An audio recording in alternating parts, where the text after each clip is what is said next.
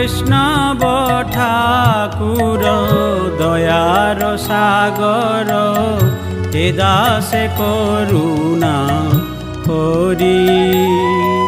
ও হে বৈষ্ণব ঠাকুর দয়ার সাগর, হে দাসে করুণা করি। দিয়া পদ ছায়া শোধ হে আমায়, দিয়া পদ ছায়া শোধ হে আমায়, তোমার চরণ ধরি। ও হে বৈষ্ণব ঠাকুর দয়ার সাগর,